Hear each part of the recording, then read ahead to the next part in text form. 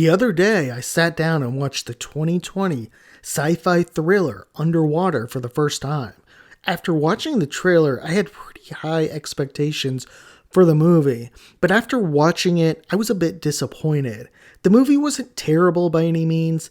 It had really good acting, by the way, a good storyline, and pretty good cinematography, although I would have liked it if many of the shots were a bit brighter. In general, too, I thought the movie kind of dragged at times, and the unique challenge the characters were facing wasn't really presented that great. Now, the story of Underwater begins by showing lead character Nora, played by Kristen Stewart, changing in a locker room. Nora is situated in a deep underwater drilling station miles below the surface. Now, just 5 minutes into the movie, the station begins to suddenly crumble, and Nora sprints trying to evacuate the flooding waters. Nora is ultimately forced to close the door on other workers, and her and another worker wander around through the space station looking for survivors and escape pods to the surface. Now, eventually they find the captain and 3 other survivors, and the captain indicates that they had sent 22 people up in escape pods, and that he, like Nora, wasn't sure what caused the implosion. Now, I have to point out quickly here, one of the things that bothered me is the lack of escape pods. In a station like this, far beneath the surface, where the pressure is so high, and even the slightest thing could really crack and just wreck a section, a station should have escape pods everywhere around it.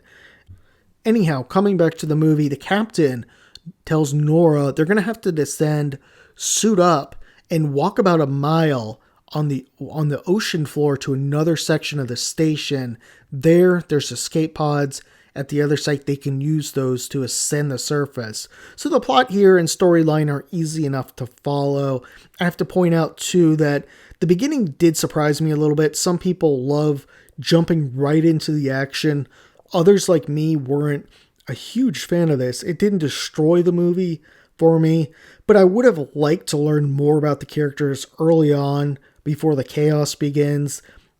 I think that would have made it easier to care about them.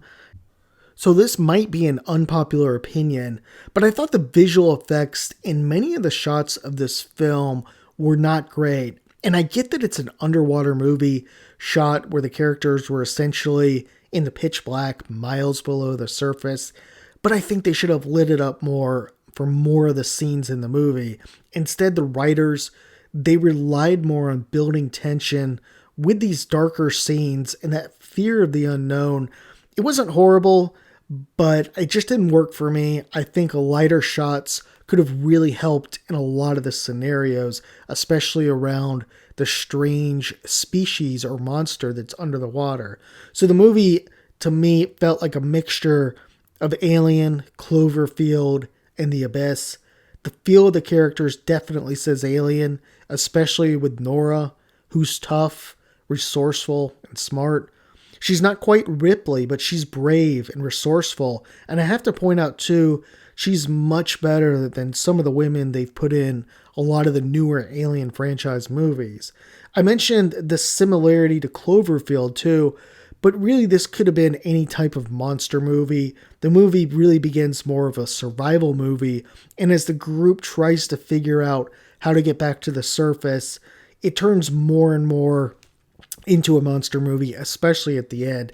In sum, I think this was an above average science fiction horror film. It could have benefited, I think, from some better shots with better lights, as it was tough to tell sometimes where they were going. Still, it didn't ruin the movie, and with the good acting throughout and good tension, overall I would say that this is a pretty good movie. Thanks for your time. Let me know if you've seen it. What are your thoughts?